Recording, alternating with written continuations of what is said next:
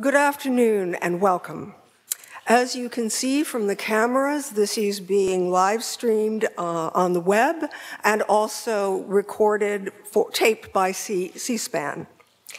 My name is Kathleen McCarthy, and I am the director of the Center on Philanthropy and Civil Society here at the Graduate Center of the City University of New York. For those of you who are not familiar with the center, it was started in 1986 to provide a forum for research, education, and public discourse on topics ranging from civil society to giving, voluntarism, and social reform in the United States and around the world. Two of our signature programs are our International Fellows Program, which now has 166 alumni in 57 countries, spanning every continent, many of whom have gone on to create foundations, head some of the leading international umbrella organizations, create research centers and university-based programs in civil society, and shape national cultures of philanthropy and citizen engagement. Another signature program is our Leaders in Philanthropy series, which was started in 2004 to provide a forum for examining philanthropic trends. Topics have ranged from the Women Moving Millions program, which has changed the way that women of high net worth give. That was a terrific program with Abby Disney and Helen Hunt and Sheila Johnson, to generational philanthropy and social media with Justin Rockefeller. If you'd like to learn more about the center's programs, please visit our website at www.philanthropy.org. I would also like to thank Suzanne Wasserman of the Gotham Center for co-sponsoring today's event. And now on to Benjamin Barber, whose work is undoubtedly familiar to most of you in the audience today, if not all. Ben and I met when we served on the task force on civic renewal of the Civil Society on the National Commission for Civic Renewal back in the mid-1990s. He joined our center late in July as a senior research scholar, and we are delighted that he did so. Ben is an internationally renowned author and authority on civil society. He consults regularly with political figures and citizen leaders in the United States and around the world, and is a leading public intellectual who frequently appears both in the print and broadcast media.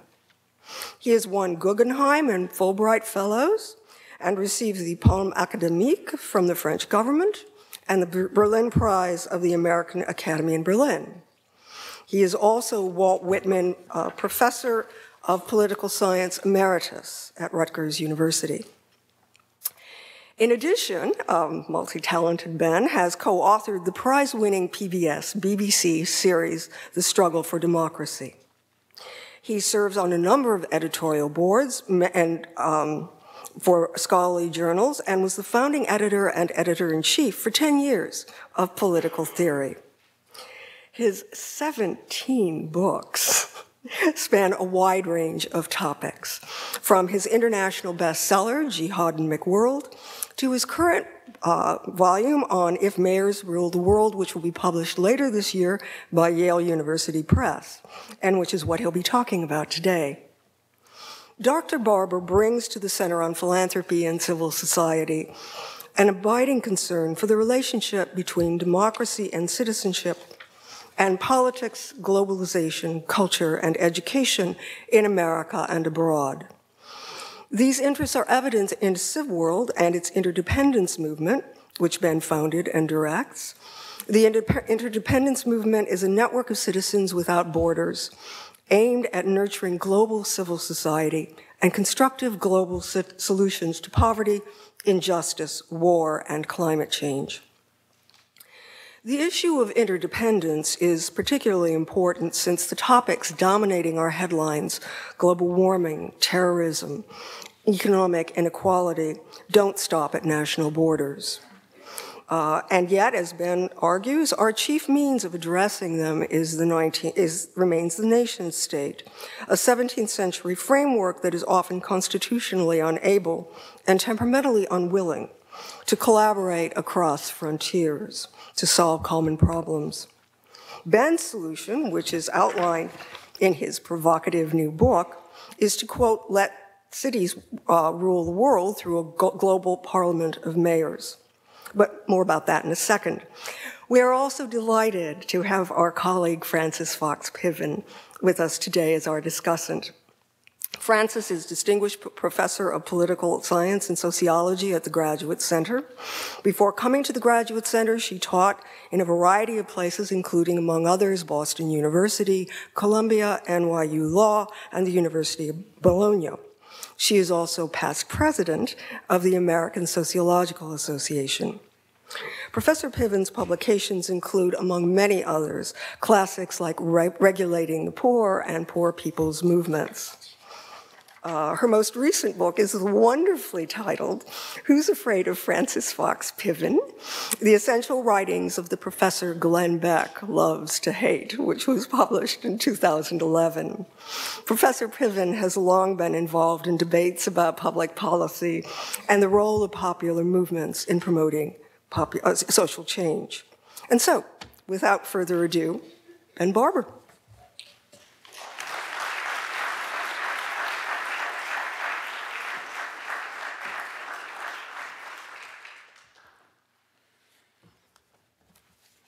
Thank you so much, Kathy.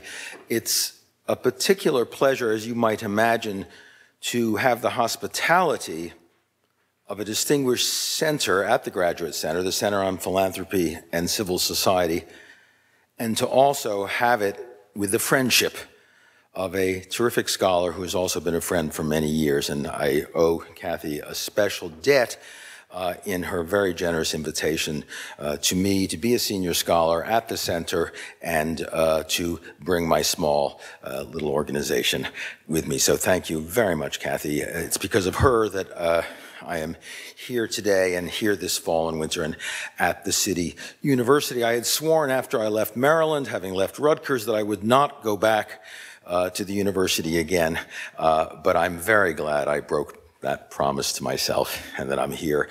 It's also a pleasure to be once again on the podium with Frances Fox Piven. We met in the 70s when we were both regarded, even I was regarded then as a radical scholar.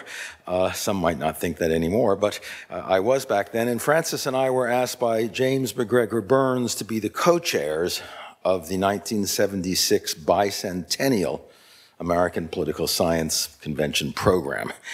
And we came up with a program that even I think Jim Burns was a little alarmed by, but he generously, in fact, put into action. I've known Frances since then, and she has remained an honest and authentic voice of progressivism and radicalism in America, with a deep interest in those in whom the system has shown no interest, the poor and the homeless. And her work has been particularly about not how they can be helped, but how they find ways to help themselves through their movements and through the work that they do. So it's a pleasure to have her perspective this afternoon in responding to these comments.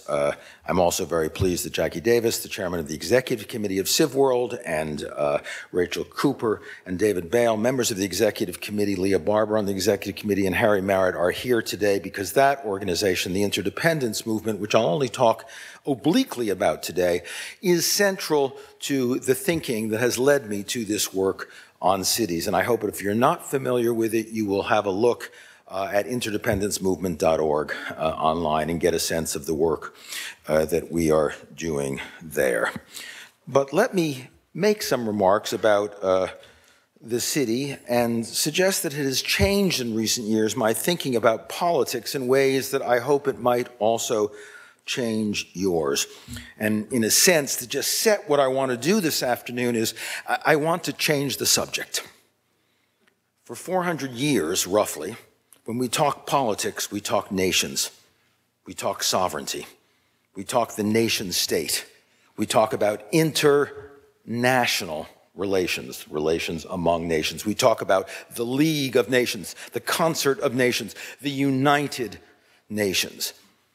the nation state has been the central preoccupation, even obsession of politics for 400 years, and that's because it has been the central and pivotal and core institution of initially Western and ultimately global politics. There's no question that the primary actor in politics for the last 400 years has been the nation state. Its special role for the last 400 years has been as a guarantor and protector of democracy.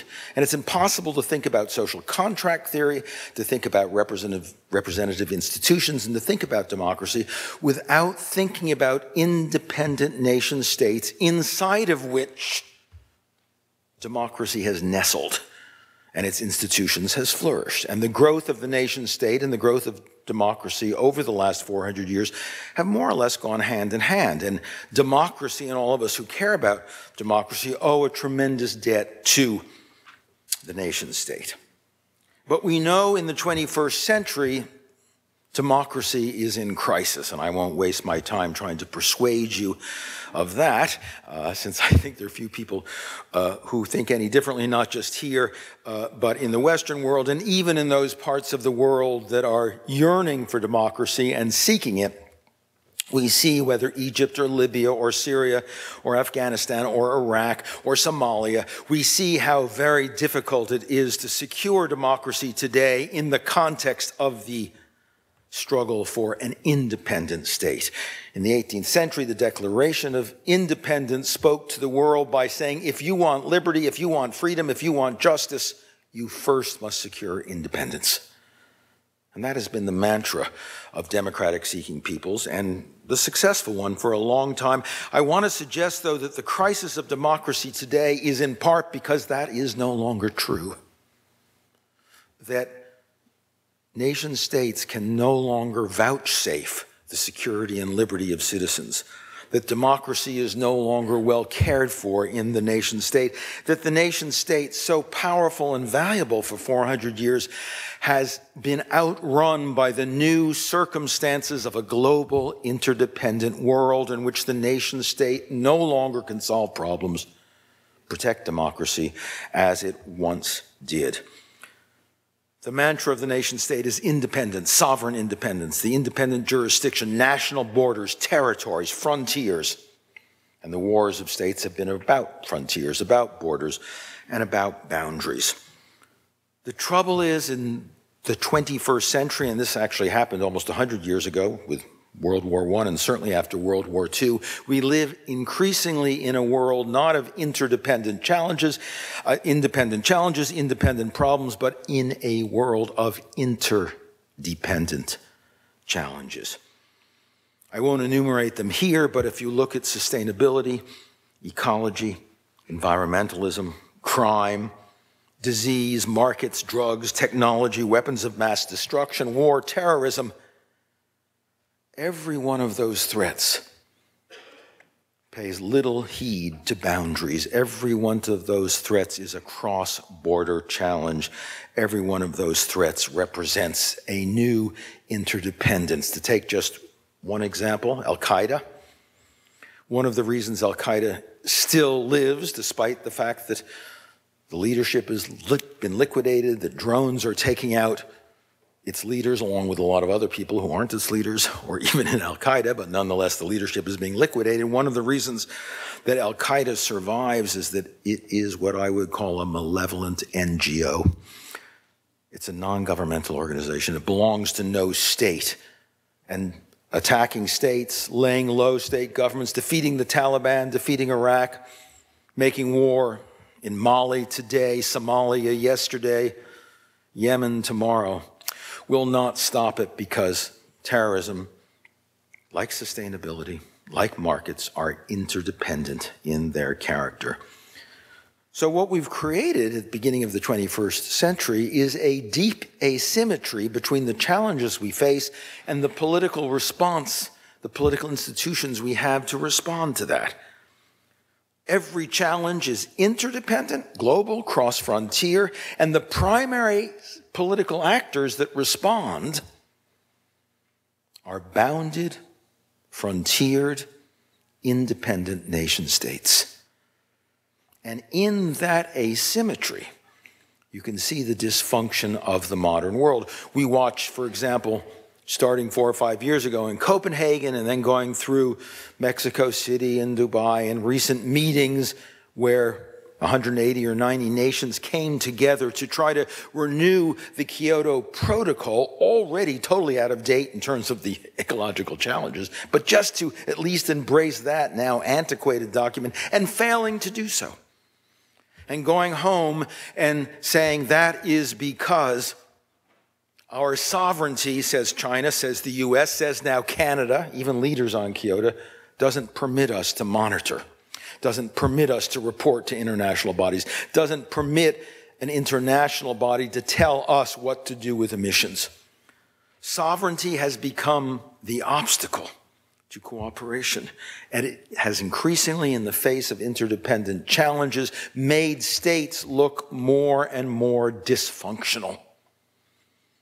How is it that the most powerful, well-equipped military nation the world has ever seen, the United States of America, can't bring a handful of terrorists to heel in Benghazi or in Mali or Afghanistan? The asymmetry between a massive military based on big ships, big planes, big bombs, and the reality of everyday guerrillas who blend in and out of civilian populations and cross borders. That asymmetry means that our war machine, the war machine of the greatest state there ever was, is largely irrelevant to the security threats we faced, as we learned on 9/11, when in this city, a handful of hijackers who were living in the United States for years hijacked our planes and turned them into weapons. They didn't have to be given weapons by anyone. They seized them and used them and created devastation here. That, again, is a sign of this new asymmetry. And you find it in every one of these areas, from disease, the pandemics that affect us today. When I was growing up in Manhattan in the 1940s, my mother used to say, "Don't go to New Jersey, I think there's flu over there." We worried about the New Jersey flu, not the Hong Kong flu, not the Mexican pig virus, not the West Nile virus, not the new diseases coming out of the hot zones of Africa.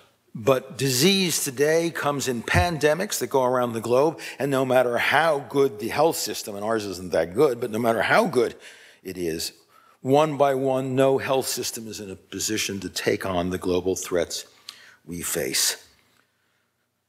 So simple asymmetry.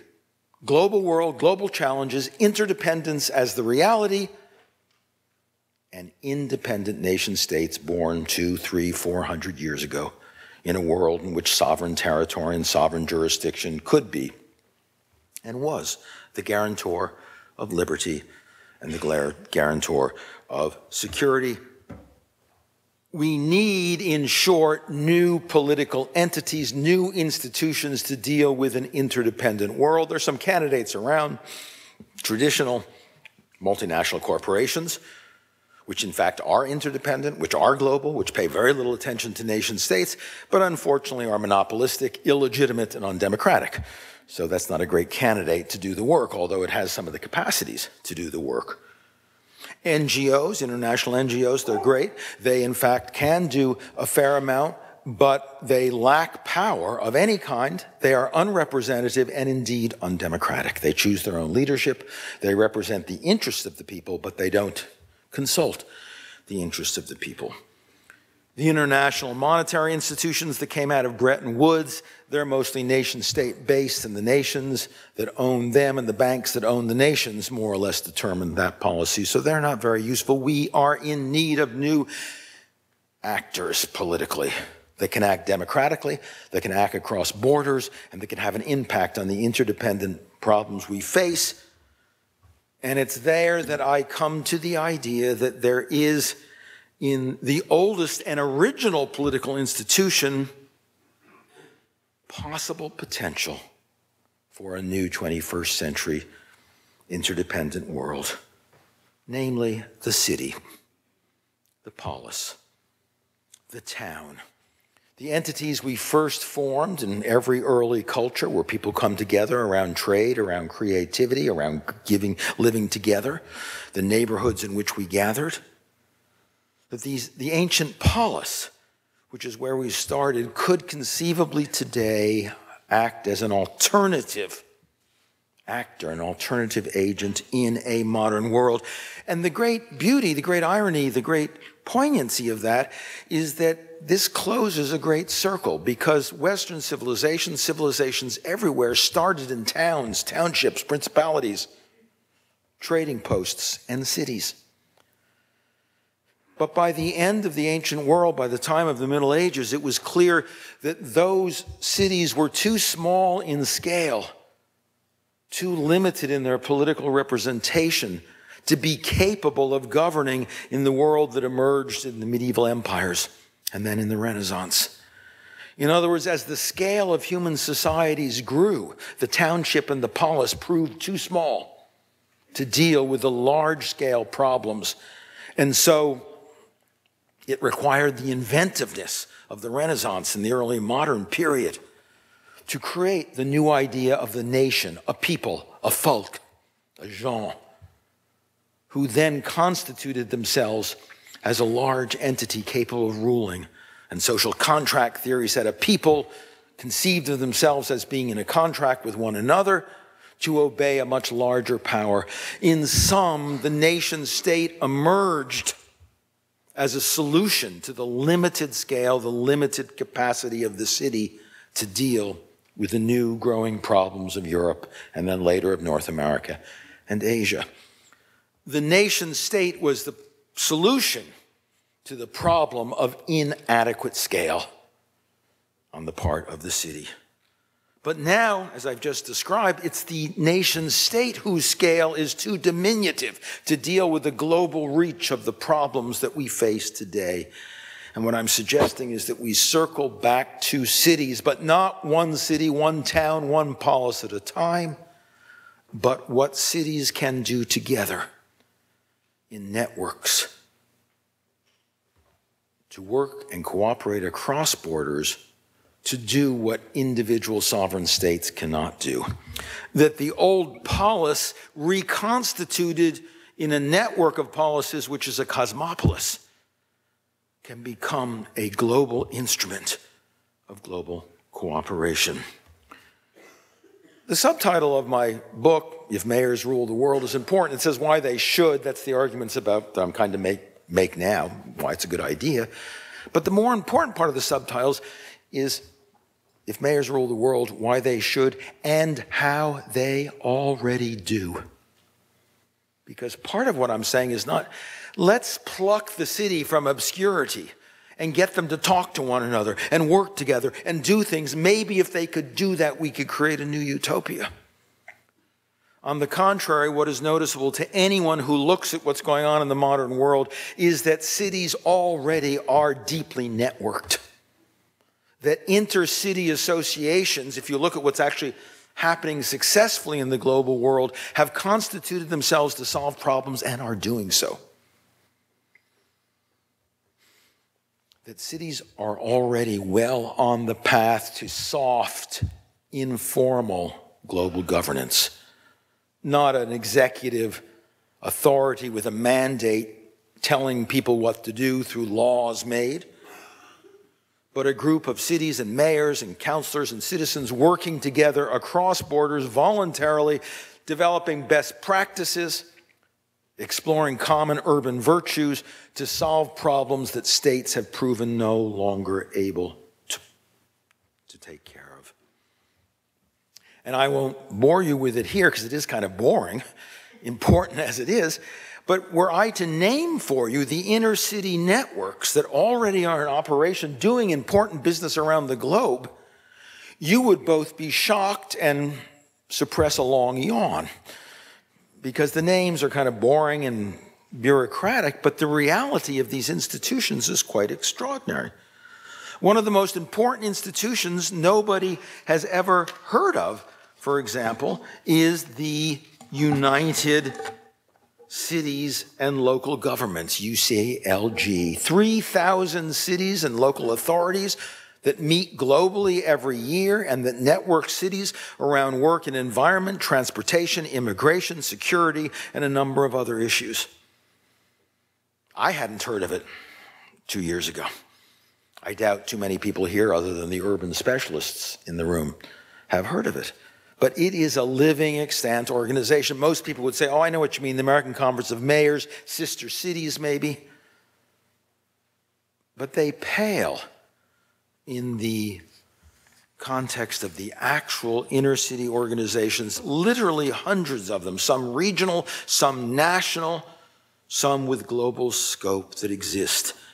The C40 cities working on, the C40 cities are 58 cities now, working on global environment and doing a lot better jobs than the states have done. Cities for Mobility, mayors running the world cities, City Protocol, a new organization in Barcelona that shares best practices.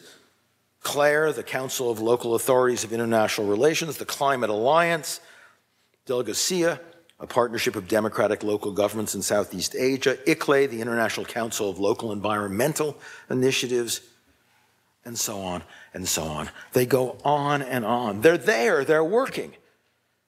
I know if I said, now study them and do a school report on it, your junior high school kid would say, isn't there something else I can do for my school report? But they are important because they are achieving results in the very areas where nation states are in lockup, unable to make any realistic progress. They are actually doing things, important things, together. And they do it because when you look at cities, the approach to governance, the approach to citizenship, the approach to policy problems turns out to look quite different from what happens when you look at nation states. What mayors are and do compared to what presidents and prime ministers are and do is striking in the distinctions. And I'll just start with a simple fact that might startle you. There is not one mayor of any American city, despite the greatness of America's cities and the names on our drip off the tongue of American mayors, who has ever become president of the United States. Mayors mostly don't become presidents because mayors are a different kind of politician than presidents. And part of what my book explores is what makes mayors different. Why are they different? Why don't they become presidents? There's some places they do. In France they do, but that's because they're chosen by the political system, not by local candidates, and being mayor is part of a political career. But in most places where they're elected, they don't, because they're different. The starting point is that mayors are among the most pragmatic, problem-solving politicians the world has ever seen, and that's because their job is rather specific. If you become, God bless him, poor man, President Obama, you've got to achieve world trade regulations, you have to stop the Taliban, you have to deal with chaos in Libya and Mali, you have to ban guns across the whole country or not, you have to deal with sealing up America's borders and figuring out what to do with the millions who are here without documentation. And those vast, insoluble, large-scale problems lend themselves to ideology. Big government, no government, some government. But when you're mayor, you've got a very different set of tasks. You better get the snow off the road when it snows. And Mayor Lindsay, some of you may recall in the 1960s, when he failed to plow Queens and Brooklyn and the Bronx, but plowed New York, almost lost his job and lost much of his chance for a future career because he didn't plow the streets. Mayor Teddy Kollek, the pragmatic mayor of Jerusalem in some very ideological times in Palestine and in Israel in the 1980s and 90s, was known as a pragmatist. And at one point, he's famous for having said he was in a meeting with rabbis and imams and some Christian prelates who were arguing about access to the holy sites. And he finally said to them, "Spare me your sermons and I will fix your sewers."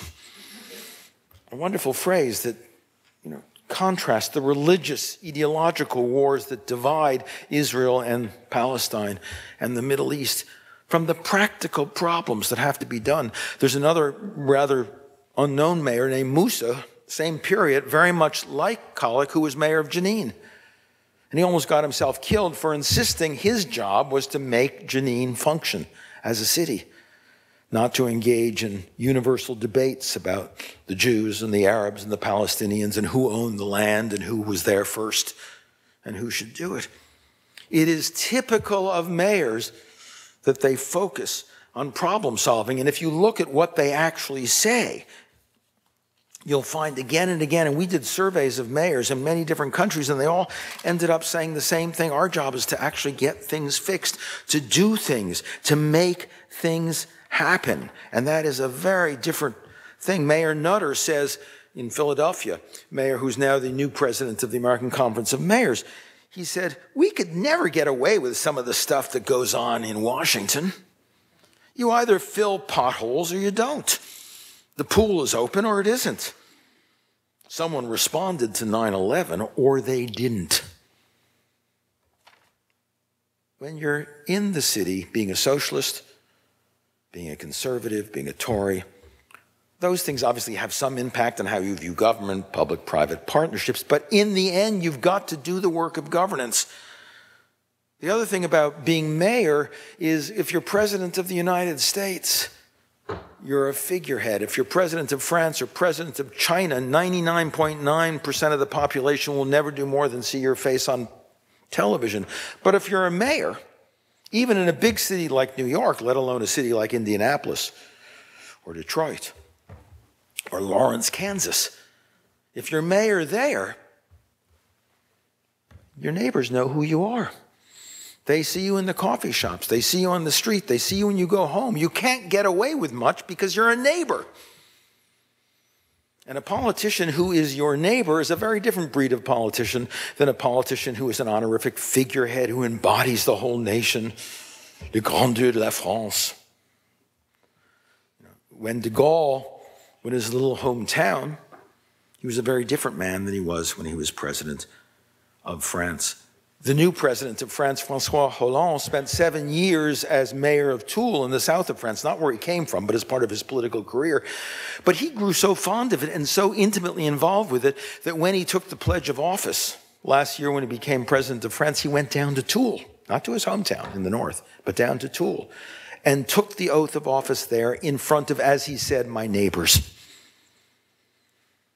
So the mayor as neighbor means that, in fact, mayors are, to use a phrase familiar to us here in the U.S., mayors are homeboys. They're from the neighborhood. They're about the neighborhood. We read about mayors like our friend in Newark who run into burning buildings and pull out people, or like Mayor Johnson who actually stopped a mugging on the streets of London. Even if Obama or Bush wanted to, obviously, the Secret Service would not let them get out of their limo and go and interfere with a mugging or run into a building and save someone. It's a different kind of job. It has a symbolic power. Whereas in the end, we're not really surprised when we see a mayor out at the site of an accident or pulling somebody out of a burning building, because ultimately the mayor sees herself, first of all, as a neighbor, someone who has to solve problems. This is reflected, by the way, in the statistics. We know that the trust in public authorities in America, and indeed throughout the Western world and in much of the world, has plummeted. Congress is, 18, 16, 12% in some polls.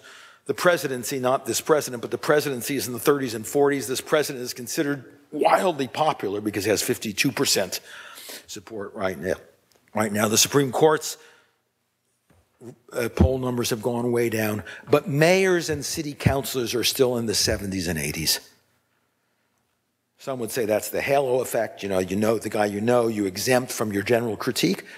But whatever you want to call it, the fact is neighbors retain trust in democracy that has been largely lost elsewhere, which means also our relationship to our own towns and city councils and mayors, bad as it may be, is the last repository of trust in democracy in the United States and in Western Europe. And the collapse of trust in democratic institutions is a deep crisis, because a democracy which loses the trust of its citizens is going to fail. And the fact that that trust is still greater means that at least in the city, in town, there is greater optimism. A lot of people like Bloomberg, a lot of people don't like Bloomberg. But the thing about Bloomberg is, as I saw last night on New York One, somebody who doesn't like Bloomberg can go up to him and scream in his ear and so on, and eventually the cops pushed him away. And this guy who did it is a professional heckler. But the fact is, he came right up to the mayor and asked him a bunch of questions. How come you're being protected and we're not? Why can't we have guns? You got all those gun guys with you. Try to do that with President Obama, or the president of China, or the president of France. You can't do it. So there is a completely different sense of our relationship to our mayors, our city councilors, our district representatives, our borough presidents, than we have with our national politicians. And that rekindles to some degree our faith in democracy, because it's the sense that they are really part of us. They're what politicians and democracies are supposed to be: citizens running for office, not professional politicians who become completely separated by the iron law of oligarchy from those they represent. So in that sense, too, mayors can make a fundamental difference. Also, interestingly, we've done quite a lot of study of this. Far more people terminate their political careers once they've become mayor as mayor than anything else. If you run for the U.S., run for the legislature in New York State or in Kentucky, you'll probably go on to be a congressman. If you go on to be a congressman, you go to senator, then you run for governorship. It's a kind of slippery slope upward.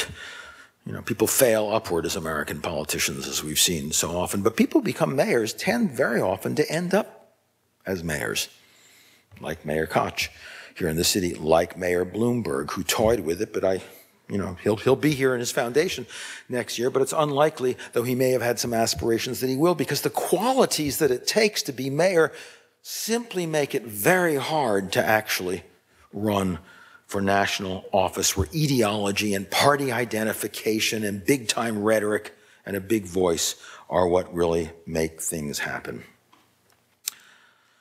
That also gives mayors the chance to solve real problems together. And I just want to give you one or two examples of what mayors actually do and have done, because it's really extraordinary the difference they've made. Let's take, I think, what is the most crushing issue on the world's agenda, and the one no one from China to the White House in Washington today is paying much attention to: climate change. The fact is, if we do not find a way to deal with sustainability, a sustainable environment, carbon energy, the world as we know it, whether governed by cities or nation states, will largely vanish, because most of the crises we face in demography and water supplies, in the rising oceans, in the shift of populations and in immigration, go directly back to the problem of ecology. And we have watched nation states sit by while all of those tipping points, whether it's 2 degrees centigrade in the raising of the atmosphere, whether it's 350 parts per million of carbon in the atmosphere, are bypassed, and we go up, and it's now already beyond 2 degrees centigrade that the temperature has gone up, and it's already well past 350. We're up to 420 or so and climbing. And states have made an awful lot of noise and done almost nothing. But here are some interesting and optimistic facts. Cities use 75 to 80% of the world's carbon energy and are responsible for 75 to 80% of the world's carbon emissions. They happen in cities, which means even if China and Canada and the US and France do nothing, cities can impact carbon emissions significantly by the work they do. And indeed, that is already happening. They have already begun to do that. I'll just give you a couple of examples. LA. If I asked you, where do the carbon emissions come from in LA? I would certainly say, and I imagine you would say, well, the freeways. Not true. The Port of Los Angeles is the largest port in the United States, and the Port of Los Angeles was responsible for something like 42% of the carbon emissions in Los Angeles and for a lot of the smog. The diesel ships, hundreds every day, come in, the container ships, they sit there, they spew diesel fumes even while they're tied up at the shore delivering. 12,000 trucks a day come in and out delivering cargoes and so on. Old diesel engines, lots of automobiles there and so on.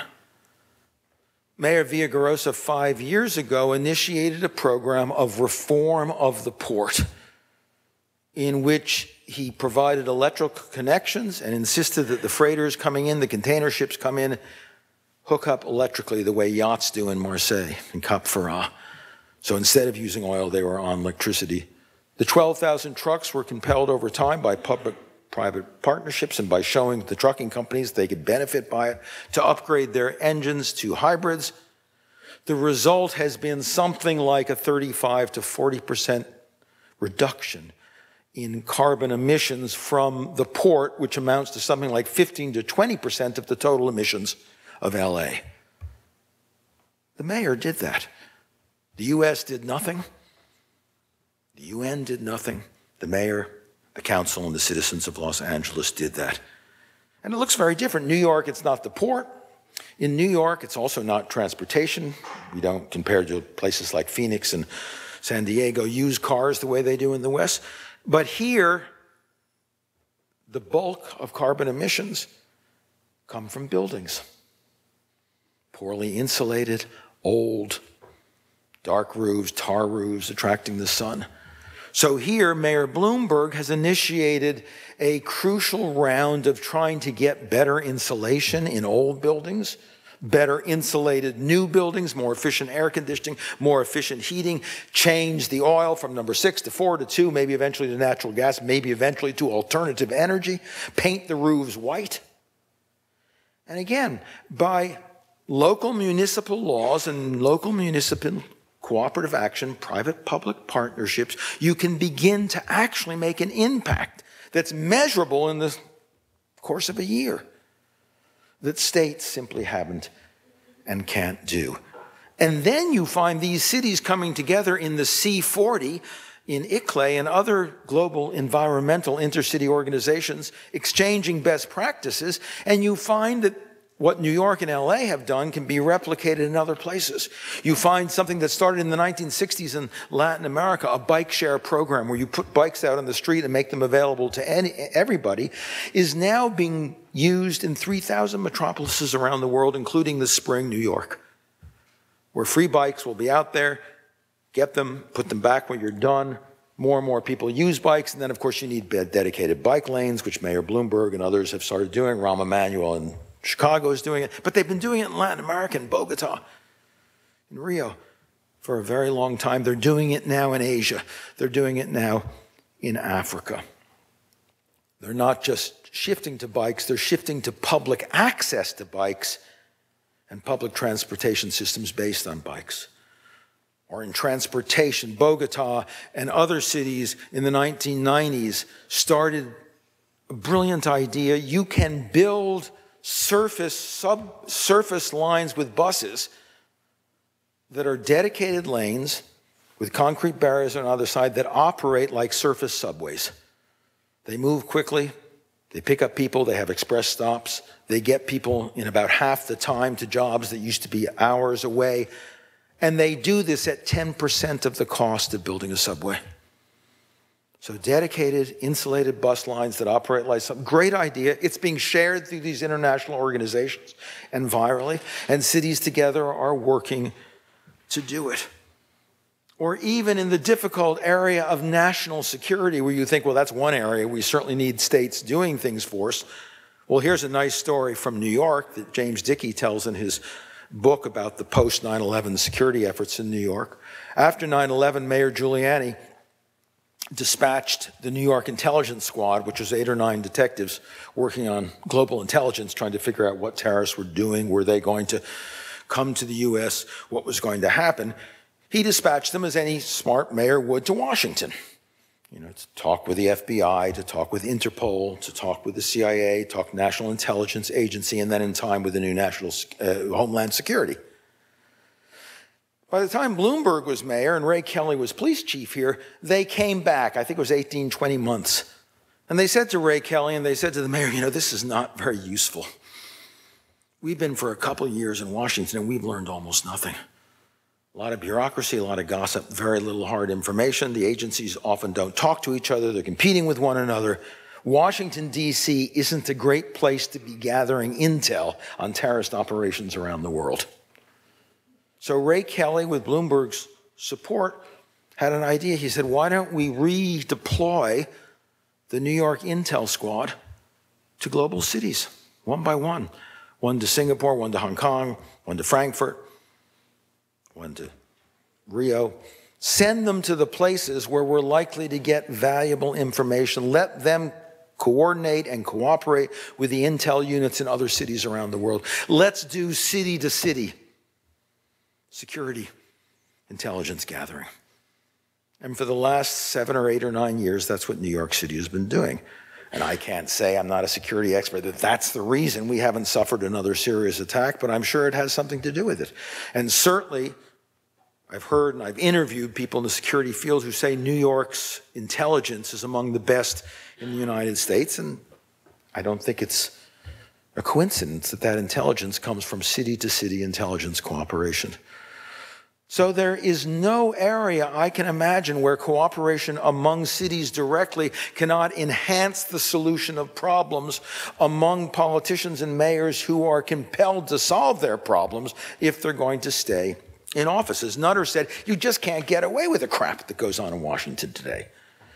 You simply can't say, we're not going to do it. You know, we don't know which is the best plow to use, so we're not going to plow the snow this winter. We have an ideological quarrel about who should sharpen the blades on the plow, so we're not going to plow the snow. Can't do it. Fundamental difference. So what I want to suggest then is that cities, their mayors, their citizens, and by the way, I said if mayors rule the world, I could have said if city management bureaucrats ruled the world, probably not a great title. But when I say if mayors ruled the world, I really mean if cities ruled the world, if the citizens of cities working together with their elected officials ruled the world, if people who take their citizenship seriously as neighbors and citizens were directly involved in global governance, things could make a difference. And that brings me to then the proposal in which my argument issues. The proposal that in order to give voice and a largeness of life and political impact to what cities are already doing, what inner-city organizations are already doing, we need to convene something like a global assembly of cities, a global parliament of mayors. And in order to do that, are you joining me, sir, or are you just coming up to take those away? Okay, thank you. We need a global mayor's parliament, not a top-down executive telling cities what to do, but a representative organization that allows cities to consult, to opt in and out, and to do together what they are already doing informally. And let me just conclude by, if you don't mind, I don't like to read, but I'm just going to read the last few pages here of the chapter about global parliaments, because I want to be concise and make very clear what this is about, because some people have said a global parliament of mayors, isn't that kind of grandiose? That's never going to happen. Isn't that kind of utopian?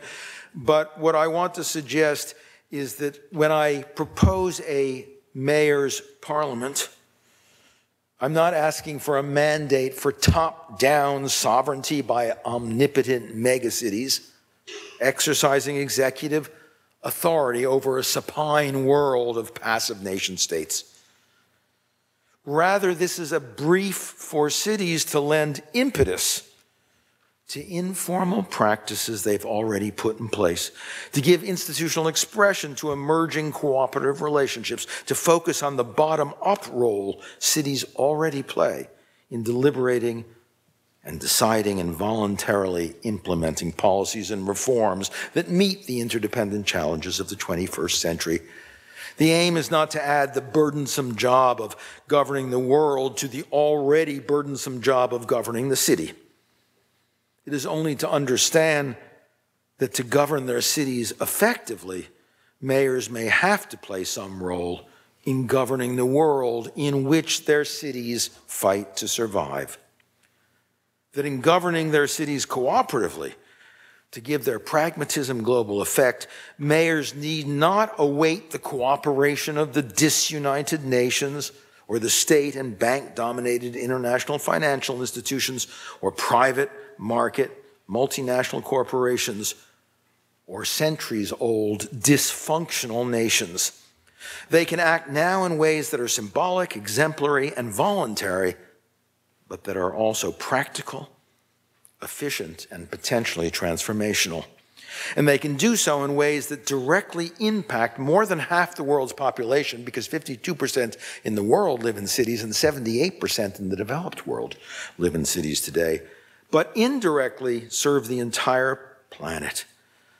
A global parliament of mayors will give the metropolis a megaphone and allow its voice to be heard. When the best practices by which cities define themselves can be shared and implemented in common, we can take intercity cooperation to the next level. What I propose then and want to propose here then is that much of the difficulty we face today lies with the traditional sovereign state, too large for participation, too small to address global power. And I want to recommend that if we change the subject from states to cities, we can come to terms with interdependence. Cities also harbor hope. They're inclined naturally to collaboration and interdependence. They have always been. That's why 90% of cities are on water, because it's about transportation, it's about concourse, it's about trade, it's about communication, it's about cultural cooperation. Intercity relations reflect a palpable civic reality because network cities already comprise a modest and informal but actual model of global governance. And since cosmopolitan mayors already evince a taste for cooperation and have shown an ambition to write the achievements and best practices of their cities into a promissory note for the planet, it is time now for cities to start doing what nation states have consistently in recent decades been unable to do: cooperate. The city, as our future, is a demographic and an economic fact. Republican vice presidential candidate Paul Ryan, you might remember a couple weeks ago, even suggested that President Obama was reelected on the back of urban voters, and he was right. The city is blue, not in the narrow sense of being democratic, but in the broader sense of being cosmopolitan, tolerant, open, multicultural, creative, willing to cooperate. That's a good thing, not a bad thing. It's a fact, not a political ideology, and it describes the nature of the modern world. The globe looks ever more like the city and ever less like the rural landscape. The world we live in is multicultural, is connected, is interdependent, and so are cities, which makes them ideal exemplars and representatives for today. In embracing then the urban habitat that is our destiny, we can begin to suspend our cynicism and shed our pessimism about democracy and politics. We're liberated to build a cosmopolitan governance edifice on the parochial foundations of the ancient city, guided by the blueprints implicit in its mega-sized modern successors. Europe, or the Eurozone at least, is likely to fall apart, but its cities are coming together. The United States and China may be paralyzed by their competing sovereignties and their rival abstract ideologies, and consequently fail to address mutual ecological or security issues, but American and Chinese cities can pursue green pragmatism with a purposefulness born of realism. Gallup's CEO Jim Clifton indulges in a certain hyperbole when he says, "Forget Washington, cities will win or lose America." But in fact, in a fiscal and jurisdictional noose held by still powerful nations, cities are not free to ignore those nations by whose leave they exist and operate. They'll have to do what they do with and not against the state. I understand that this isn't a brief for nation states disappearing. They won't, they can't, they will be there. But the world imagined here will allow cities to lead rather than follow states. And even when necessary, to raise a flag of resistance when sovereign stubbornness threatens not just their right to action, but the survival of our common planet. Embracing the interdependent logic of the city brings us full circle. We can finally rediscover the polis tucked into the core of Cosmopolis. We can recover participatory politics by securing in the anarchic world of globalization a place for the democratic neighborhood writ large. Thank you very much.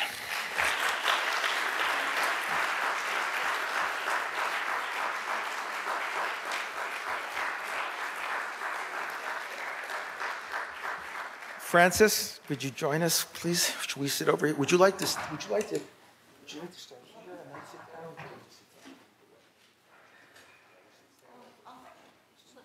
No, I'll stand right here. I want to share your authority, right, at the podium.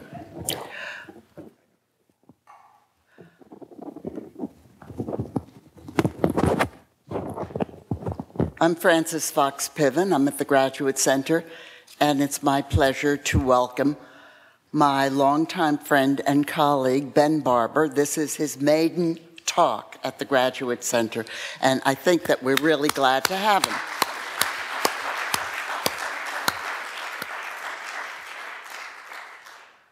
I think Ben mentioned that we first got to know each other some 40 years ago when we were asked to plan the conference, the annual conference of the American Political Science Association, which even now, but certainly then, is a very austere and traditional and boring event.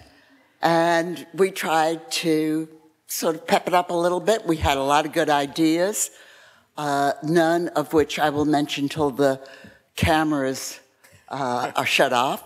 And I want to say it was just a lot of fun to work with Ben. And when I tell them what those ideas were, it will improve your left creds a lot. So Ben has a point of view about how to save the world, because the world is in a kind of, the planet as we know it, our country as we know it, is in big trouble. And those troubles include the ecological crisis that we hear about all the time and then go about our daily life just as we did before, as if there will be a tomorrow and then a tomorrow and then a tomorrow, but there might not be. Those troubles include widening, spiraling inequality. They include the erosion of the infrastructure of democratic governance, but also the infrastructure of living together. That means the infrastructure of transportation and utilities, the networks that we depend upon, as well as the governing structures that we have developed over centuries to help shore up people who are in trouble. Those are being dismantled as well. So we have big, big problems. They're not just in the United States, although in some respects they're worse in the United States. But they also exist elsewhere, particularly in the Northern Hemisphere. We expect them in the Southern Hemisphere. And Ben proposes a network of mayors as a kind of global solution. And in fact, he tells us that the network in manifold forms, different organizational forms, is already there. It's already working on those problems. It's already helping to solve those problems. Even if you think they're getting worse, the mayors are holding back the floods. And he finally proposes that we escalate this solution, we enlarge this solution by creating a global parliament of mayors. So I want to, okay, we'll do that, I'll vote for it. And now I want to discuss with you, Ben, some of the problems, democratic problems, that the parliament will confront. One set of problems has to do, you slide a little over this, I think, with the question of whether local government, even urban local government, is in fact more democratic than national government. Is it more practical? Well, maybe it's more practical, but about different things. Maybe local and national government concern themselves, or rather the politicians that preside over local and national government have different priorities, because the politics of getting reelected and staying reelected is different on the local and national level. But the question is whether they are because they're local. That's what they always say. That's what the ideologues always say. They say closer to the people is more democratic. Isn't that what Richard Nixon began saying all the time, and it became a Republican mantra, and justified dismantling a lot of New Deal programs, and justified dismantling a lot of Great Society programs. So, wait a minute, is local government closer to the people? I think we have a very reputable tradition in the study of American politics that worries over local oligarchy and argues that local oligarchy is only overcome during periods of national convulsion. Southern oligarchy would be an example of that. Or look at the 1930s and the 1960s. Weren't these periods of locally based convulsion that did not have an impact on our society so much because of its impact on local government?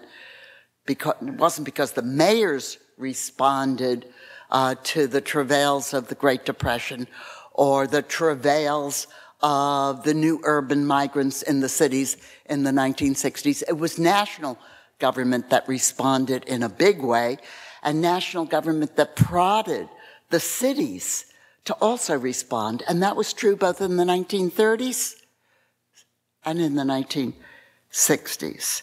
So, wait a minute. Local government is more democratic? Well, who are you thinking of? Some of the examples would make me feel warm and good. You know, I kind of like John Lindsay in retrospect, even if he did make some mistakes. But boy, when have we had a mayor who walked the streets of the ghettos in the middle of riots? Since before or after? Well, John Lindsay did that. Or what about Fiorello LaGuardia? Great mayor, good mayor. But Mayor Bloomberg? I think that's another matter altogether. I think Bloomberg is the mayor mainly for the financial sector. He's the mayor mainly for the tourists that flood into Manhattan. He's the mayor who gave us glass high-rise condo buildings and facilitated the destruction of working-class neighborhoods. You know, I've lived in New York all my life. I remember Manhattan as a place of working-class residences and little shops. And now all I see is this stuff that's going on.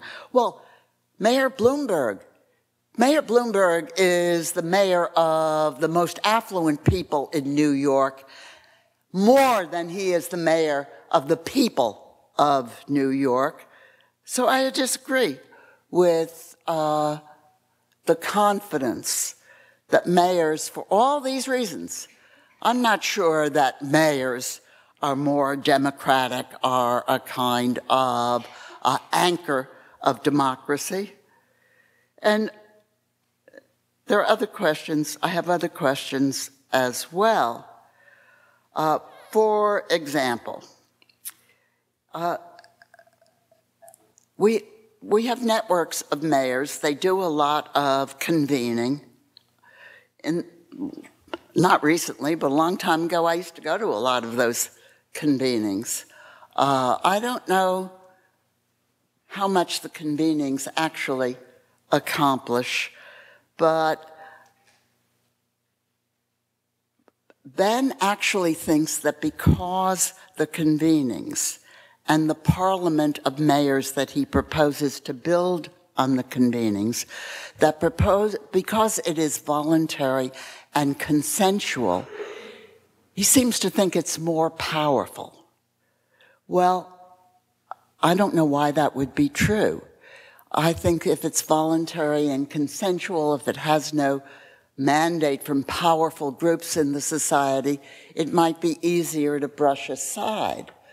The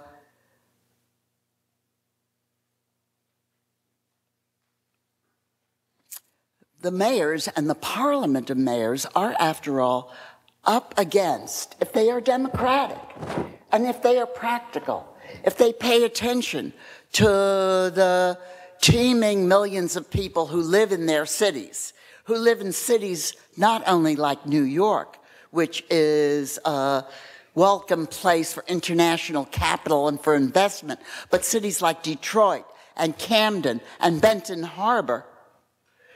The mayors of these cities are going to be up against very powerful antagonists who don't care about many of these cities, who don't care about the people living in those cities, who want to use the programs which once kept those people afloat as another source of profit. They're cannibals on the public sector.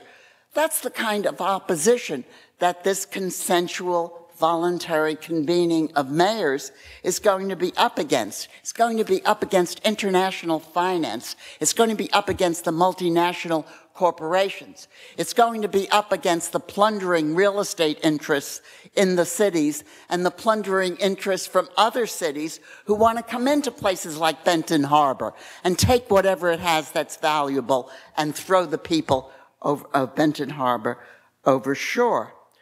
So I am not confident about the network, the parliament, as equal to the task of confronting the antagonists who have to be confronted for democratic solutions in the cities.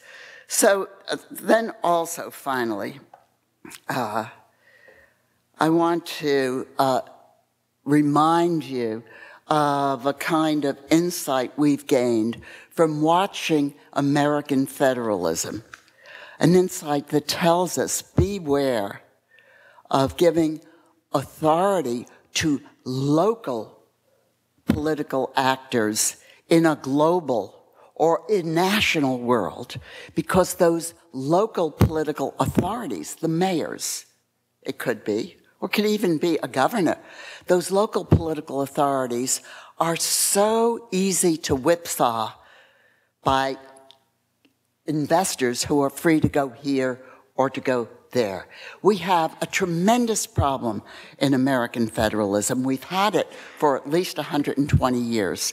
And that problem is that we have a formal structure of government which gives large responsibility to the states, that means governors and legislatures, to local government, that means mayors and city councils, gives large responsibility to these subnational government units, at the same time as capital is operating on a national and an international level.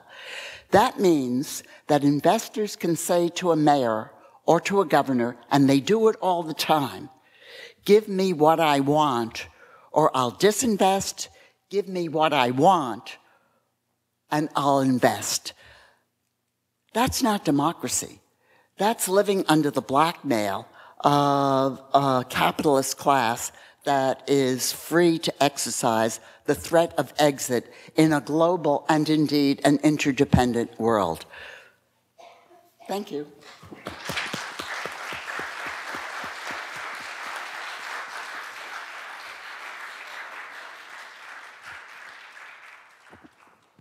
Let me just make a few quick responses. Thank you so much, as always, for those spirited and deeply critical comments, which I think do cut to the, I don't mean of me, I mean of our system and of democracy and the issues we face.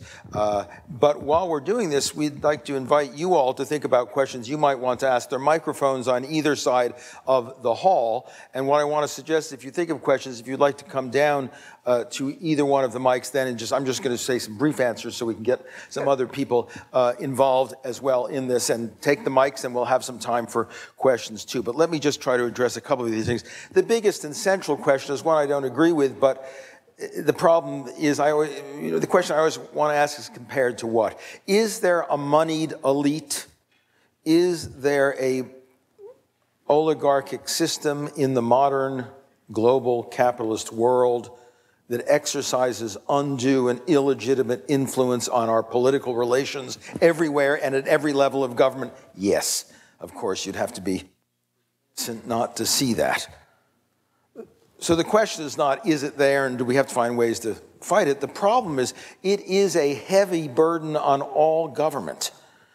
But it's not, I believe, a special burden on the city, and part of my argument is that in some ways, despite the fact they're smaller and, quote, weaker, because they're more in touch with the people, they're more local, they are actually nowadays in a better position than to resist. I think right now the influence of tainted, corrupt money on the American system is nowhere more obvious than in Washington, D.C. and in the Congress and in national elections. And that's where we see that influence. And while you also see it at the state level, you also see it at the city level, and you also see it at the neighborhood level, that power is there.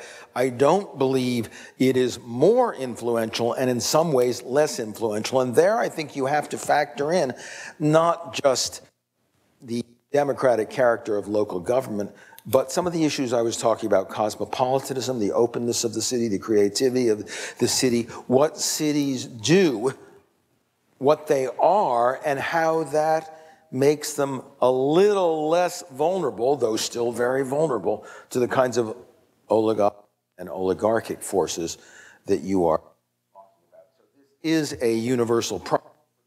The threat we're talking about isn't a threat to cities, it's a threat at every level. But the question is, are cities in a better position to deal with this than other?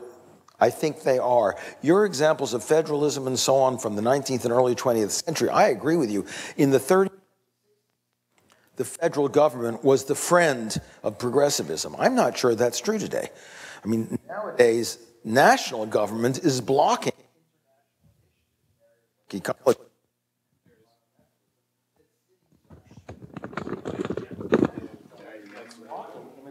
policy. For cities, I didn't talk about it, but one of the new proposals at the city level is city visas. Cities giving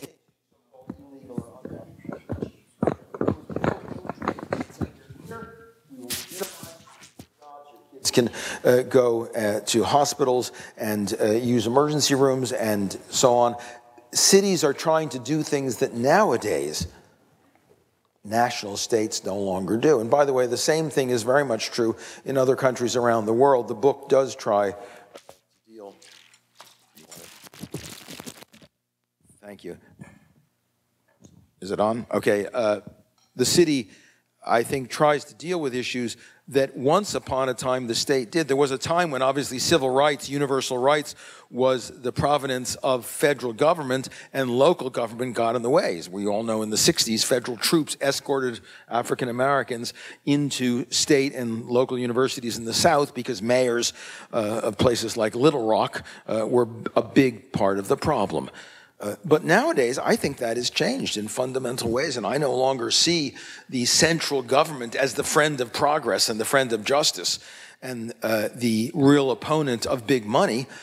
I see cities as better able to do that, and indeed, it seems to me that big money thinks big government is really the place it wants to operate. The reason big money isn't on the side of the Tea Party ultimately is that they don't need to make big government smaller. They can buy it and own it and put it to their own uses. And I think that's actually harder to do nowadays in the cities.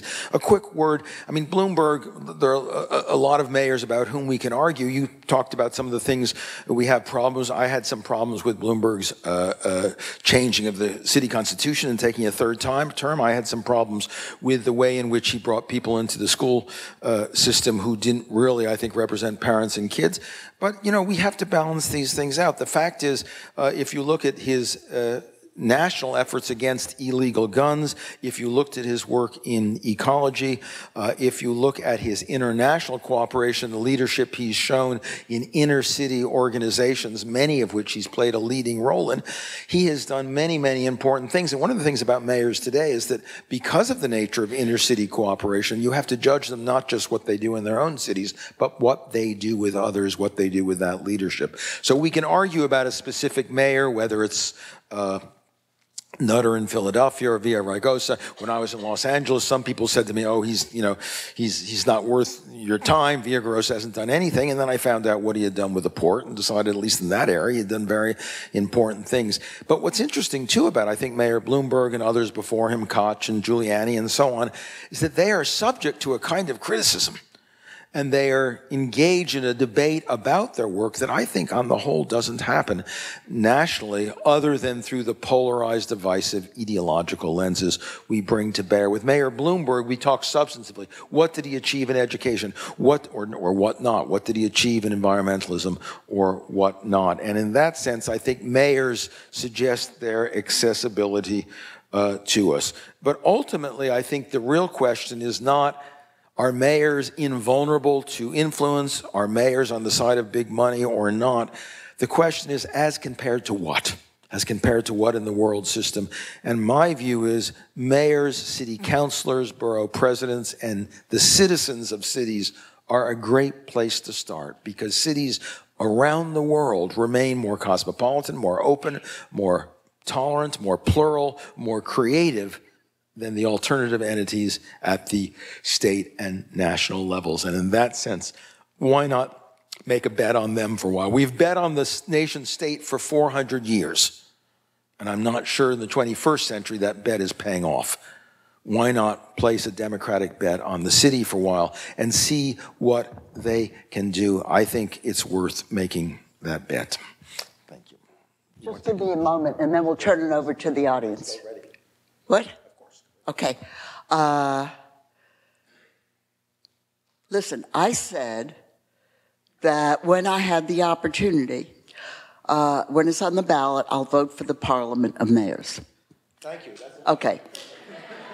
So, but I then went on to say some of the things that could not accomplish, would not accomplish, some of the terrible obstacles that the Parliament would confront, even its most decent and democratic members. So I think what we might also talk about is your solution is a governance structure solution. Let's reform the structure of governance and in that way, incrementally at least, change the power structure of the world. Is that right? Isn't that fair?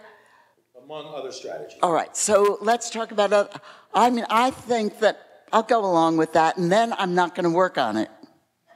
I'm going to work on something else. I'm going to work on social movements, on energizing protest movements that exercise real leverage, disruptive leverage against dominant institutions that have enough power, enough threat power to force real substantive changes in policy. So, but that's after I vote for the Parliament. And I will vote for social movements with equal fervor. It's not either or. We need both. We need them to work together.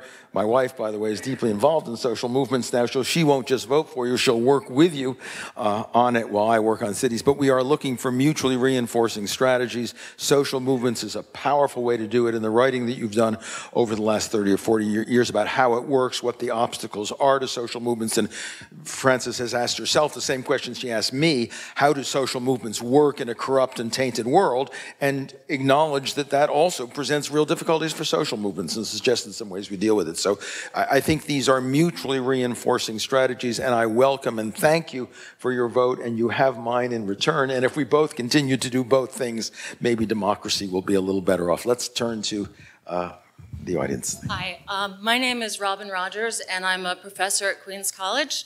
And I wanted to first say that I agree with virtually everything you said about where we are. I think the nation state is a relic. I think the cities are the center of what's happening. However, I disagree entirely with the idea that the wealthy are not viewing politics as a place to put their money. They're not putting it into the nation state because they're not stupid either, but they are putting it into philanthropy and public-private partnerships, many of which are run with the mayors and get public monies to create programs in health, education, prison reform. And so I think what we're seeing is the development of a network system with people like Bloomberg, Gates, I'm blanking on names, Soros.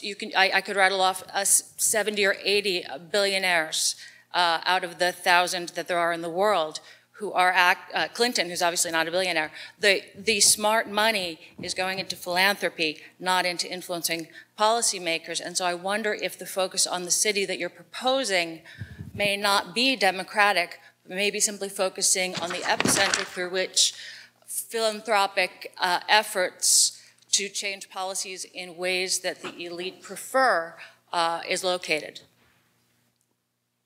Thank you. I think we'll take a couple of questions so we can get some, make sure everybody gets a chance. Yes, go ahead. Well, are you all waiting there too? Let's go back and forth across if that's okay. All right, but let's take like 4 or 8 at a time. 4, let's do 4, yeah. Okay. Go ahead, sir. Okay. Hi, Greg Palast, I'm a journalist.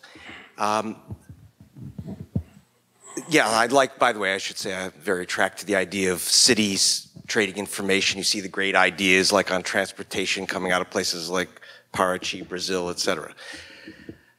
But is the question, Ben, about a lack of ideas that we don't know what to do? Or going back to Frances's ultimate question, I think behind her comments, is the problem of the power to get it done versus the power of those who profit from things not getting done. And I would like to ask you as a practical matter, you said that the big issue was global warming. I would say that the big issue is probably inequality and the power. For example, we are brought, the world is brought to its knees by banks run wild. How would you use your conference of mayors, the managers of Lilliput, to take on and correct the disaster of the excessive power of multinational banks? Or when we get to the issue of global warming, for example, what would your mayors do about whether it's the XL pipeline or Chevron's operations in Ecuador? And Chevron, for your information, is not a philanthropic organization. Thank you. Hi, I'm a recent graduate of international relations, now applying to graduate programs for urban policy management. So clearly my thoughts are in line with yours, moving down to the urban and regional level. And so my question is about what responsibility or obligations, if any, larger cities have towards the smaller cities that may fall within the orbit of their regional influence. Obviously, cities can gain a lot from each other working together on environmental or security issues, but so-called second-tier cities do suffer in terms of competition for business or even greater regional or national influence with governmental offices and that sort of thing. Yes, I come from France, so I hope I can express myself properly. You mentioned that rarely a mayor would become a president, and we have a very strong case, which is Monsieur Chirac. I wonder, because I remember Chirac saying, you know, once you've governed a city like Paris, it's international, it's cosmopolitan with all the problems of terrorism and everything, you can easily, or you're maybe well lapped to govern a country. And on his second mandate, he was rather sort of passive, I would say, as a president. And actually what we retain, the French population, is that he was a terrific mayor. He was a wonderful mayor. And I just wonder, when you wrote your book, whether you had the chance to talk with Mr. Chirac, and if your book will come out in French, because I think it would be very interesting for us as well. And just a little side argument. We now have Mr. Delanoë, who's a very left-oriented government.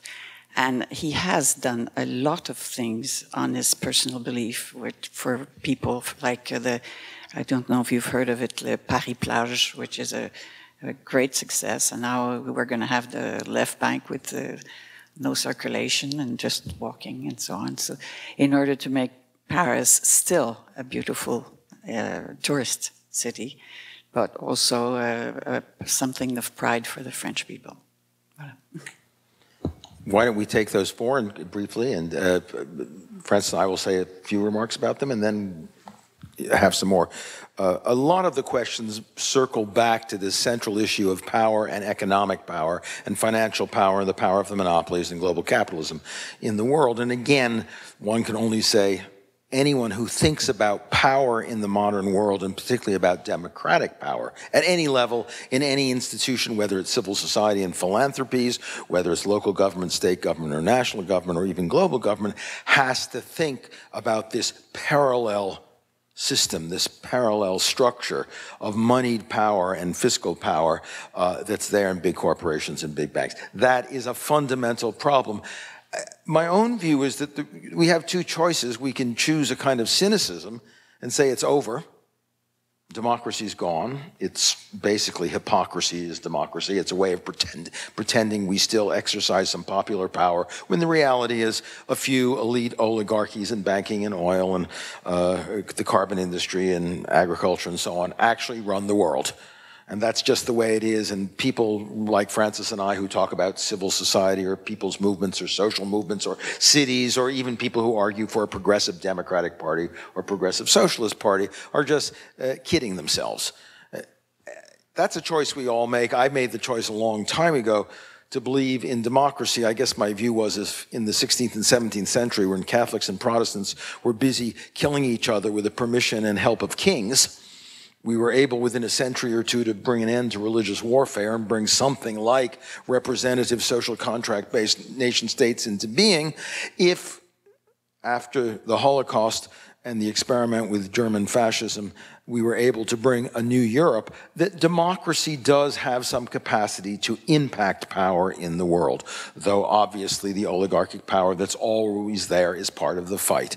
But if you believe in democracy, as I do, then I think the real argument, and the important one, is the one that Frances and I are having, which isn't mutually exclusive, but do we put more energy and effort into civil society? And some people, like my friend Kathleen, would say, and I think she'd probably disagree with Professor Rogers, that philanthropy isn't just another expression of tainted money trying to use undue influence. It's partly that, because every institution is that, but it is also the consequence of people actually trying to do good deeds in a non-governmental area to make the world a better place. And that's, again, whether you're a cynic or not about those things. But for me, the argument about all these power things is that the question is, how do we do it? Can cities help? Can cities make a difference? Can poor people's movements, can social movements make a difference? Can a more democratic party, whether it's a Republican or a Democratic party, make a difference? Can the United Nations, if not the General Assembly, the Secretary General's office and places like UNESCO, make a difference? Those are the questions questions. And with each one of them, we can always say, yes,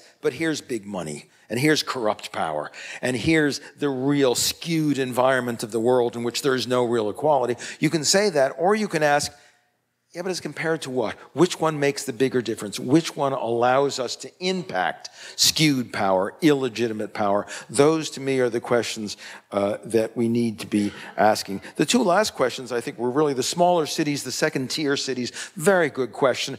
Cities of 50 to 500,000 trying to deal with cities from 10 million to 25 million, the megacities of the world, Saskia Sassen's center of the global economy, those cities, that's clearly not a fair competition. And, you know, Detroit and New York are two very different questions. But interestingly, middle-sized cities have also used creativity, innovation, their position in trade to change. Detroit is actually beginning to look at the digital age and beginning to find that they, too, can get innovative tech companies coming in, taking over where the auto industry was. Middle-sized cities have their own attractions. Many of the so-called most attractive cities to live in, and one reason cities are powerful is because people love living in cities. They come to them and they go to the most creative, active, entrepreneurial, inventive people go to the most attractive cities. A lot of those cities are between 500,000 and 1 million. And that attracts very creative innovators who can help solve problems. So there are very definitely issues between big cities and small cities that we need to deal with, but there are also some strength. Finally, the French case that was mentioned over here. Yes, French mayors are not elected. They're appointed to their mayoralties as part of a political system. Chirac was a very successful mayor of Paris, not such a successful president. François Hollande, I mentioned in my talk, was the mayor of Toul, France, and quite a successful mayor for 7 years. We'll see whether he's a successful prime minister or not. So far, his main success has come from deploying the French army, which isn't always a very good sign, but still, that remains to be seen. But as I said, for the most part, with the French exception and some other cases, most mayors don't go on to become presidents. And even when Chirac did, as you said, it wasn't very effective. So the separation between mayors and others isn't absolute. It's not a wall. But there are fundamental differences. The book will be published in French and German and a number of other languages, I'm happy to say. So yes, I hope you will be look forward to having a French edition and other editions. The book does look at global cities, cities all over the world, not just cities in the United States. Frances. Well, just two quick points. The first is that we should take the question compared to what seriously, and we should apply a very kind of muscular interrogation to the different strategies that we espouse. It's altogether too easy to say, well, philanthropy sometimes does good, it helps these people, it creates these pretty things, or whatever. So when you leave here, and if you do decide to think about, well, social movements or structural reform that will elevate mayors in the scheme of things, well, ask those questions vigorously and apply some sort of historical tests to both of them, because I don't think structural reform works without a change in power relations. So, yeah, I'll vote for the Parliament of Mayors, but it's not going to mean anything without a surge of unrest, of serious demands, of a kind of collective power of refusal from the bottom of our society and other societies.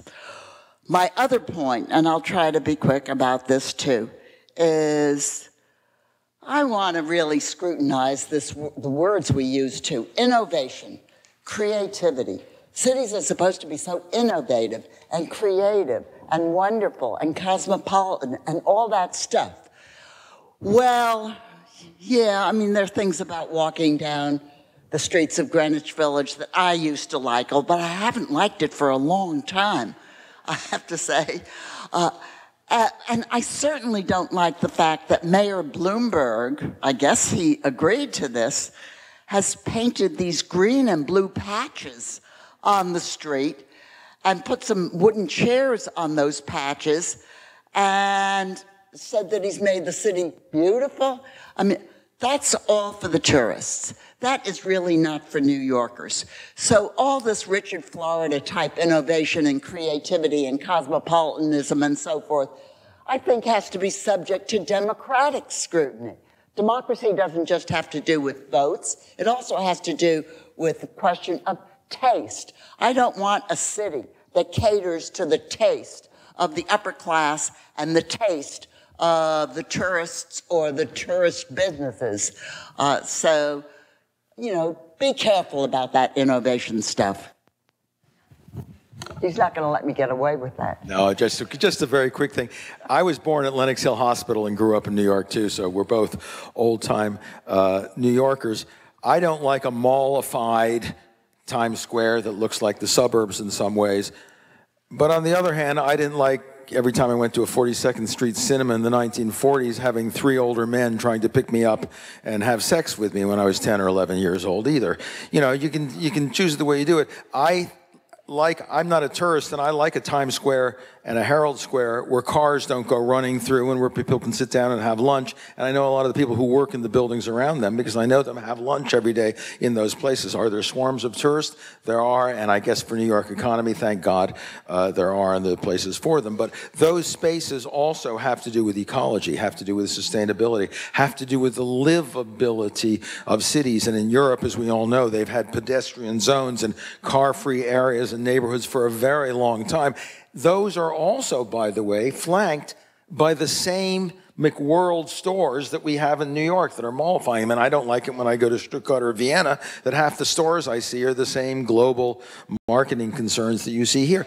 But again, as compared to what? So you're right. I want to agree completely with Frances when she says we can't just say little cliches. We have to interrogate those terms. I do want to say, though, in defense of philanthropy, that even I've written critically about the very big monopolistic philanthropies that do away with the small-scale philanthropies that allow competition and different approaches.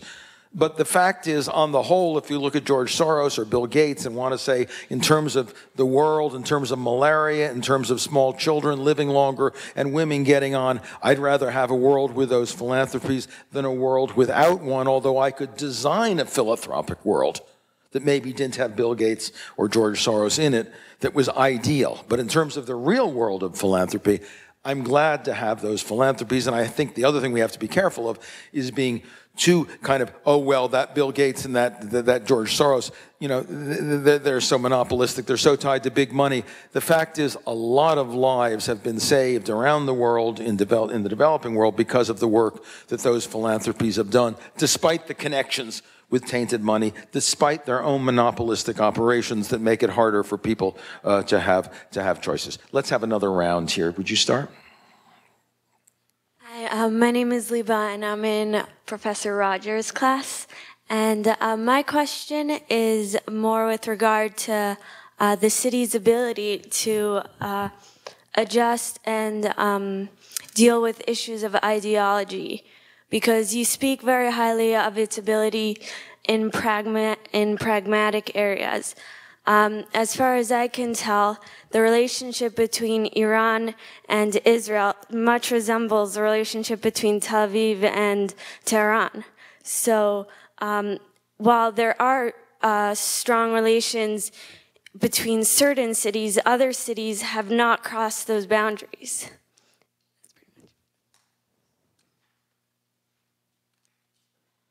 My name is Tom Murphy. What struck me was this phrase, you trust in the cities because they are unburdened with the issues of borders and sovereignty. Well, I'm not going to address myself to Jerusalem and borders. We'll stay with New York. I was reading this morning the biographies of all the freshman legislators in Albany, and to see what was their previous employment. And more of them were political consultants, favored few of big honchos in Albany, and assemblymen who are moving up the ladder. They're insiders. Less of them were mayors, county supervisors, school board members, and the rest was, I don't know who's going to tell who what to do up there. But of course, they will tell New York City, which is older than the state, a mature city, a mature economy, and which is only a creature of the state. We cannot even set our speed limits down here, is by act of legislation. Now, most of the cities are not mature. These cities, mega cities, even just super mega cities, are not mature. They're overwhelmed. I was just reading about Caracas. You know, you cannot go to bed at night without hearing the gunfire. And that has, it's an oil state. There's plenty of revenue, but the city is just forgotten. And that is, and if anything, the city mayors, if you got together, they will probably tell you they're making it up as they go along.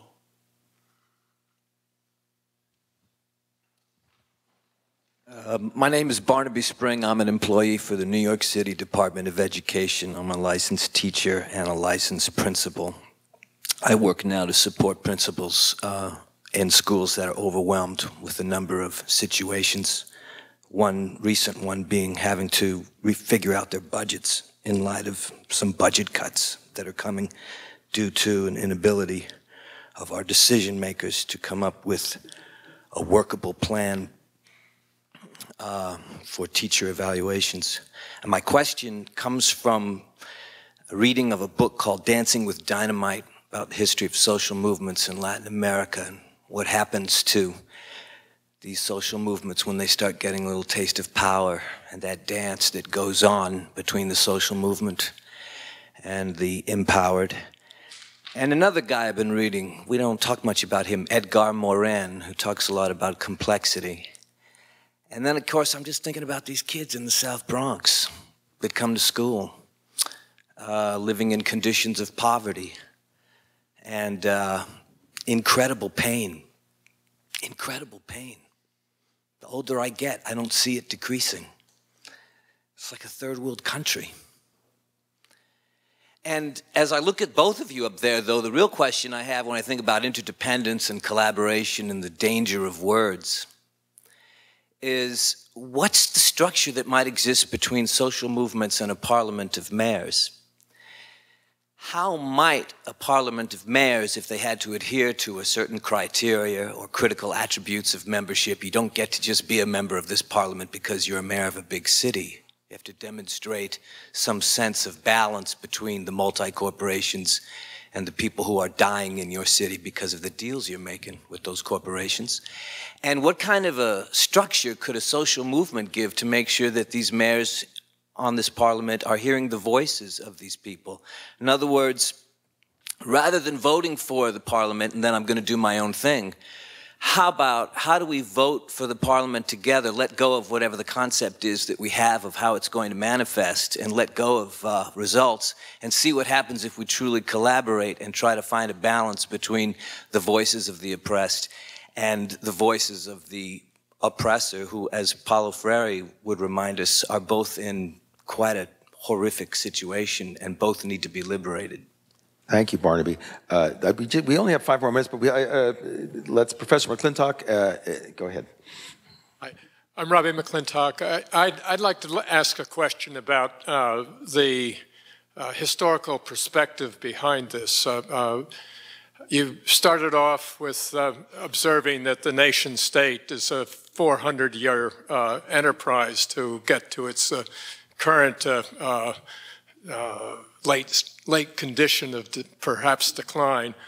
I'm very taken by the idea that an interactive network of increasingly autonomous, politically autonomous cities is a structure that is much better adapted to solving some of the fundamental problems facing people over a longer-term future. But I think that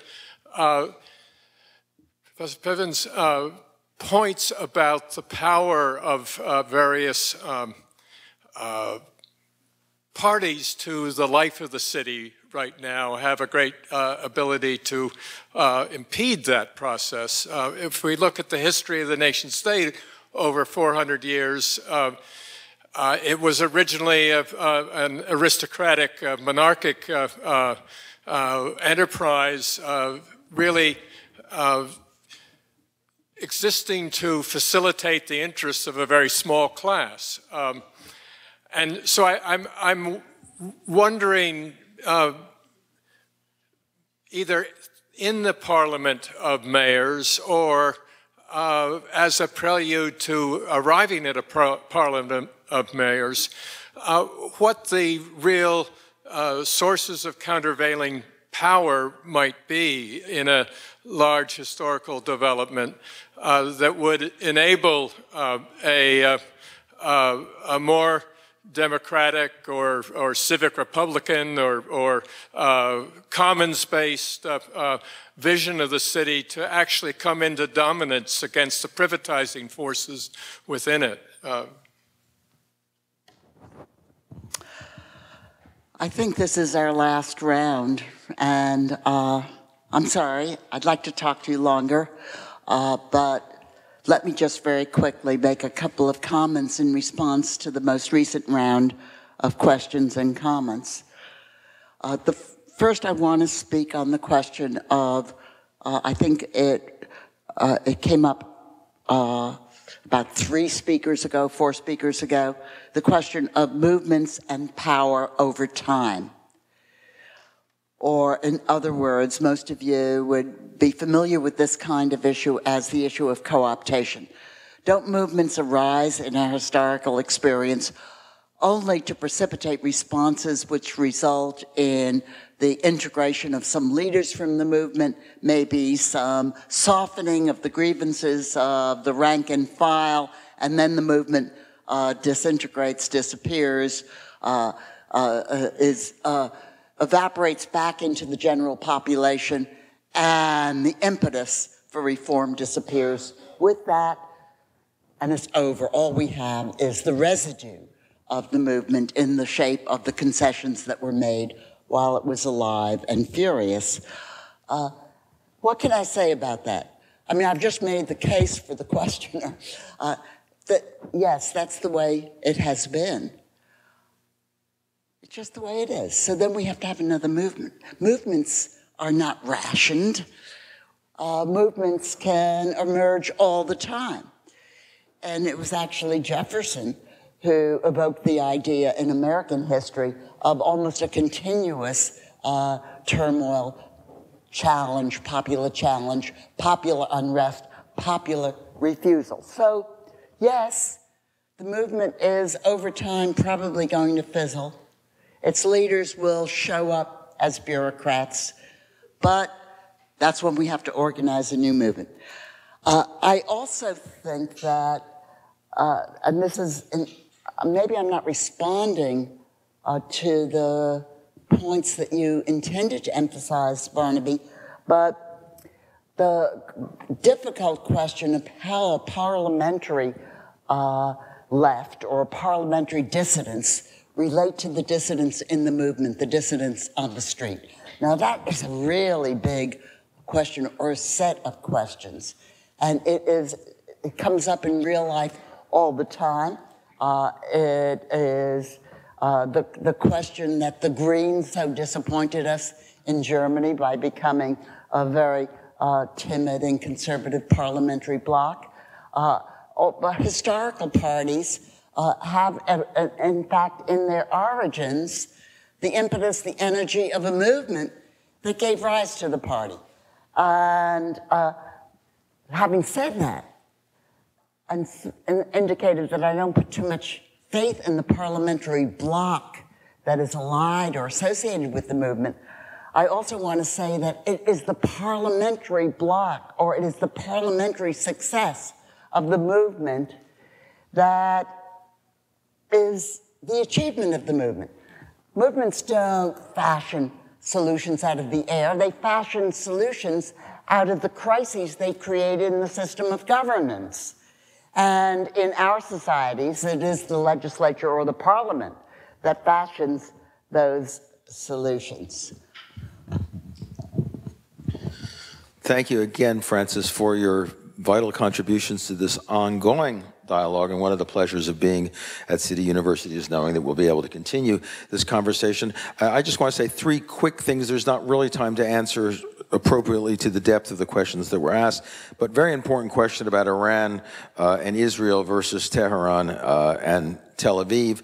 I think the implicit point there was that just the way money colonizes democracy at the federal level and the local level, ideology can also colonize democracy. And I think the point was Tel Aviv and Tehran are not insulated from the ideological questions that put Iran and Israel at odds with one another. That's true. But again, I'd say as compared to what, if I'm asked who's more likely to come to terms, Tel Aviv and Tehran or the government of Israel and the government of Iran, I'll put my money on the two cities first. I'd rather have them have a go at it than I would the states. That's part of the general argument I'm making. Same thing, US and China or Los Angeles and Shanghai. It turns out the mayor of Los Angeles actually reached out to Shanghai to solve some transportation problems he's had in a way the US and China would not. So that's the answer to that. Barnaby Spring asks a really important question. I wanted to say also to you, Frances, that the Chapter 12 of my book is Global Parliaments. Chapter 11 is Civil Society and Social Movements. I mean, I have going into that an important chapter about the role that social movements play. You're actually, unfortunately for you, are in that chapter, along with other discussions, including Occupy Wall Street and other more recent movements that have had an impact. Those are part of a synergy, I believe. I know, I didn't want to. I thought you wouldn't let me put it in if you found out I was doing it. It would taint your reputation. So, and I want to add one thing to Barnaby. Barnaby didn't tell you. Barnaby was an actor, an artist who became a teacher and then a principal and then an educational innovator because he believed, he actually answered his own question, that education can make a difference, that education can be part of how we confront the deterioration of democracy. And we haven't talked about it today, but along with social movements and civil society and changes in government structure, education remains an absolutely central issue, tainted as it is by money and ideology as well. And Barnaby himself is trying to show in that area, even in a bureaucracy like the New York school system, you can make a difference, and he has. Finally, last point to my friend Robbie McClintock about the history of this and countervailing powers. I just want to come back and say a single word. Ultimately, the only countervailing way to deal with ideology, to deal with the taint of money, with corruption, with inequality, and global power systems that are illegitimate is democracy itself. Jefferson said a long time ago that the remedy for the abuses and ills of democracy is more democracy. And the question for us is, what does that mean in the modern world? What does it mean to have more democracy in philanthropy, more democracy in schooling, more democracy in social movements, more democracy in government structures? But that's the faith of the Democrat, small d, that when democracy is in trouble, what we need is not less democracy or an alternative to democracy, but actually more democracy. And then to interrogate, as Frances tells us, what that actually means in each of these important domains. Thank you, Frances. Thank you, Kathy. Thank you all for being here. Good night.